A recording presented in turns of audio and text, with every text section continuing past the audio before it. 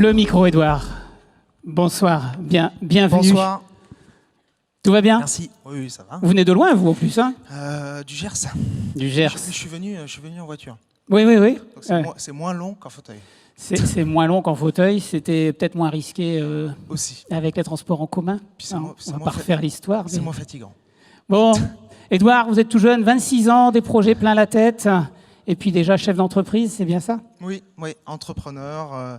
J'ai une entreprise, on y reviendra, mais qui s'appelle effectivement Le Fauteuil Roulant Français. Et je pense, alors peut-être qu'il y en a 2-3 dans la salle, qui ont vu justement le périple des 700 km pour rencontrer notre cher président. On en reparle tout à l'heure, hein. Oui. Je vous propose qu'on fasse un peu les choses dans l'ordre logique, hein. Parler peut-être de l'enfance, votre handicap. Oui, alors moi, je suis ce qu'on appelle un IMC, ça veut dire un infirme moteur cérébral. Donc j'ai un handicap moteur de naissance. Donc je suis né avant 6 mois. Donc je devais avoir envie de pisser, je suis sorti trop tôt. Bon, du coup, voilà, ici. Hein, c'est comme ça. Et du coup, cet handicap moteur a engendré, on va dire, une brûlure, certaines brûlures au niveau du cerveau, enfin du cervelet, c'est-à-dire au niveau des cellules du cervelet qui contrôlent l'équilibre, les mouvements automatiques, etc. Donc par exemple, je dirige une entreprise, mais je ne sais pas faire mes lacets. Vous ne savez pas, excusez-moi? Je ne sais pas faire mes lacets. Voilà. Donc c'est vraiment la particularité de cet handicap-là. Je ne sais pas faire, par exemple, dessiner, je ne sais pas faire. Quand j'étais en troisième, la maîtresse me disait « Oui, je vois bien un peu plus d'opacité. Là, la couleur... » Oui, enfin, ça fait 2 semaines que j'essaie de le faire, ton dessin. Donc là, je ne peux pas le faire, quoi. D'accord. Donc c'est vraiment très spécifique et c'est vrai que c'est pas du tout... Enfin, c'est complètement différent qu'une personne qui peut être amputée ou paraplégique. Voilà. Il n'y a pas que, justement, le fait d'être en fauteuil. D'ailleurs, j'arrive aussi un petit peu à me lever. J'arrive à marcher, mais quand on est vraiment sur l'extérieur... vu que j'ai un équilibre qui est beaucoup plus incertain que le vôtre, je me mets en fauteuil, c'est un petit peu la bulle de sécurité. Ouais, j'imagine. Vous me disiez dans la préparation que quelque part c'était une chance. Ah oui. Oui, complètement, ouais, c'est une chance. C'est d'ailleurs la fameuse question que m'a posée Olivier Truchot, qui est un journaliste aux grandes gueules à RMC. Puis il m'a dit, mais bon, c'est bien, le fauteuil roulant français, etc., mais vous, qui vous êtes? Et justement, donc on en a parlé, et puis il m'a dit, mais j'ai dit que justement mon handicap, le fait d'avoir un handicap de naissance, c'était une chance. Il me dit, mais pourquoi? Enfin, Bah ouais. le mec, il n'a pas compris. Et j'ai dit, mais si, parce que je n'ai connu que ça. Donc je n'ai pas eu à m'habituer à une autre situation, et je pense que ça doit être très difficile. Je ne vis pas dans le déni ou dans le regret de quelque chose. Et surtout, je pense que c'est le point commun qu'ont dit les 2 autres invités, c'est aussi le soutien justement de la famille. L'entourage. Exactement, ouais. L'entourage qui a été complètement, qui a été primordial et qui est encore primordial aujourd'hui, puisque j'ai eu un problème de voiture, donc ma mère s'est dévouée pour ces 12 heures de voiture, et c'est vrai que l'entourage est vraiment primordial pour la construction de l'enfant, de l'adolescent et de l'adulte. J'imagine. Aujourd'hui, on parlait justement, vous êtes à la tête de cette entreprise, donc le FRF, hein, le fauteuil roulant français. Exactement. Vous nous en parlez un petit peu, et puis peut-être que vous ne l'avez peut-être pas encore remarqué, mais le fauteuil roulant français, il est vu par un peu plus de 4 millions de spectateurs au cinéma. Hein. Je me suis arrêté à plus de 2. À 2, moi j'étais à 4, moi déjà. Mais peut-être qu'on est à 4 en quelques jours. Allez, dites-nous tout. Mais c'est vrai qu'on a effectivement le fauteuil roulant français qui est dans le film qui vient de sortir, qui s'appelle, il a beaucoup d'humour ce mec-là, il s'appelle Franck Dubosc, et il a fait un film qui s'appelle Tout le monde debout. Donc rien que le titre déjà, bon, ça fait rire.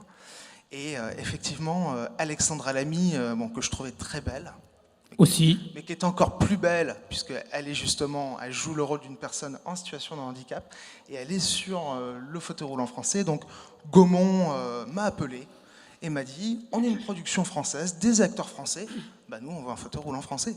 Donc c'est vrai que c'est pour une start-up un petit peu du fauteuil roulant comme la nôtre, c'est absolument génial. Et parlez-nous justement alors de l'entreprise d'aujourd'hui. Alors l'entreprise justement, donc c'est une SAS que j'ai créée en 2015. Le but c'était finalement on conçoit, on fabrique et on commercialise une gamme de fauteuils, ce que l'on appelle actifs et sportifs. Donc l'actif, je vais juste vous montrer rapidement. Donc je baisse le micro. Vous voulez que je le prenne? Ouais. Vas-y, allez-y.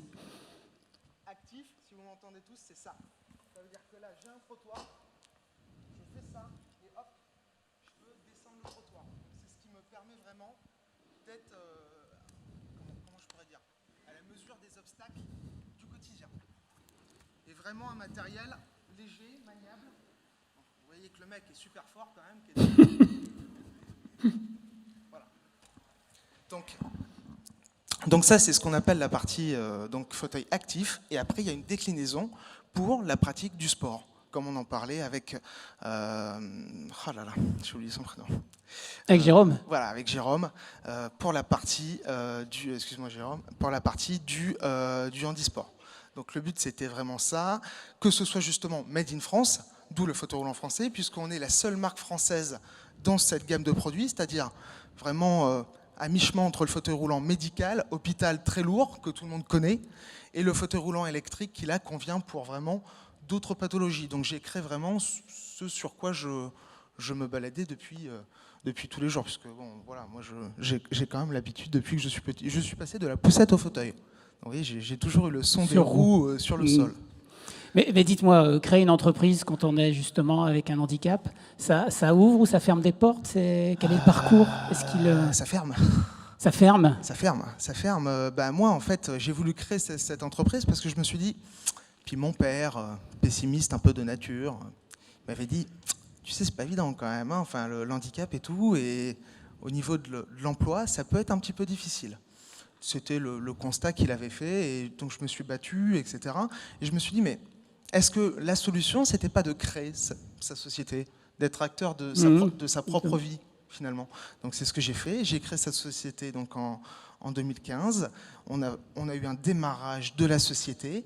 Vraiment, la particularité, justement, c'est qu'ils sont made in France et qu'ils sont personnalisables. Donc on travaille avec toute une chaîne de sous-traitants qui fabriquent justement...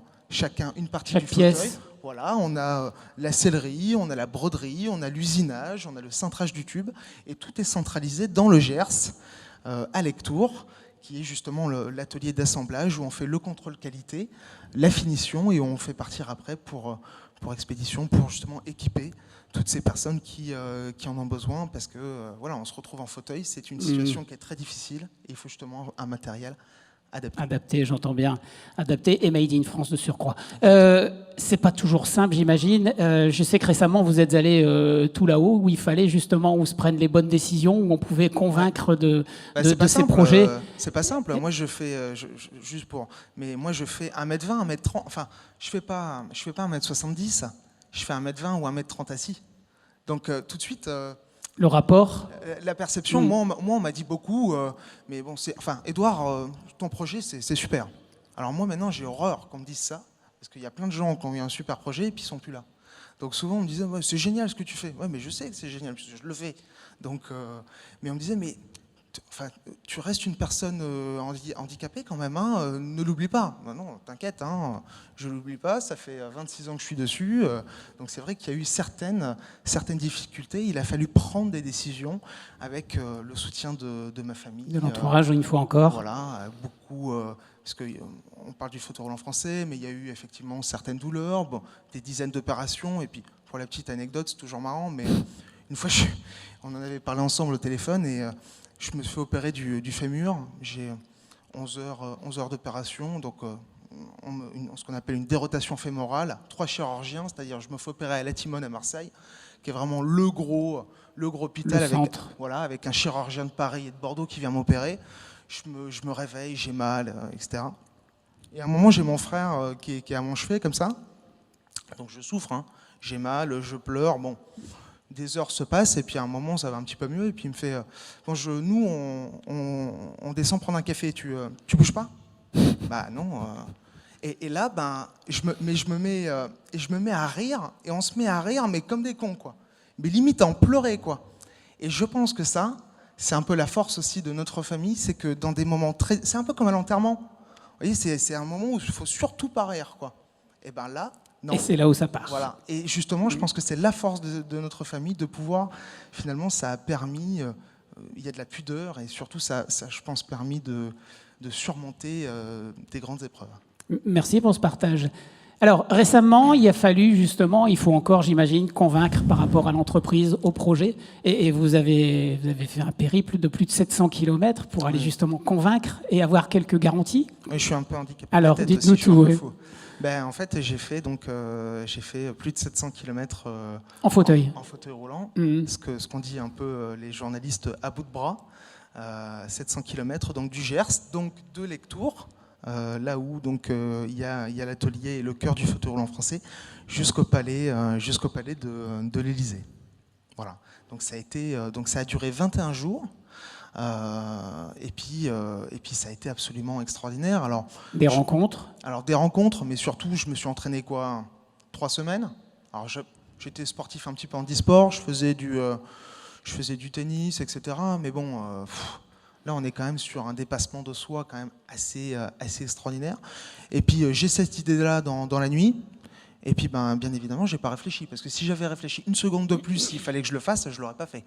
Donc je suis parti le 4 janvier de Lectoure. Il faisait beau, j'imagine. Un mois de janvier, un grand soleil, 25, Tout va bien, tout est réuni pour que ça aille. 25 degrés, extraordinaire. Bon bref, avec le cocktail à côté.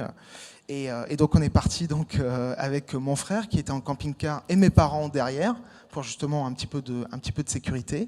Et je suis arrivé le 24 janvier à Paris avant d'être reçu donc par toutes ces institutions. Le président de la République. Notamment toutes ces institutions de l'État, la ministre du Handicap, Sophie Cluzel, le président de l'Assemblée nationale, François de Rugy, le président du Sénat, Gérard Larcher, qui est un monsieur, qui est un bon papy, tout gentil, voilà, et qui m'a d'ailleurs décoré de la médaille du Sénat.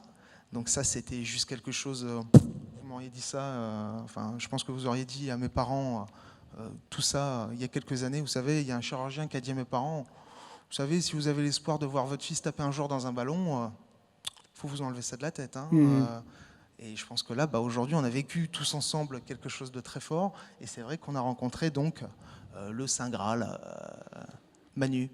Vous y alliez pour plaider deux choses, hein, principalement le quotidien et l'état de santé de l'entreprise, j'ai envie de dire, Ouais. et puis l'handicap en général, en fait. Oui, parce que comme je l'ai dit justement à la ministre, et c'est très important, et c'est aussi la mission du GIEC de pouvoir faire le relais, comme vous le disiez. liant. Voilà, Ouais. le liant avec des personnes en situation de handicap, etc.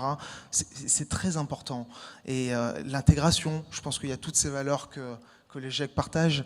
Mais moi, ce que j'ai dit à la ministre, c'était de dire, il y a une semaine pour l'emploi des personnes handicapées qui existe. Elle me dit, oui, tout à fait, telle date, etc.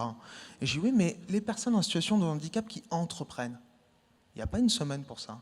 Donc, et le but de cette traversée, c'était de dire que voilà, il y a de l'industrie, il y a du dépassement de soi, il y a de la création d'emplois. Le but dans cette entreprise, c'est de justement embaucher aussi des personnes en situation de handicap. Je pense que c'est la base.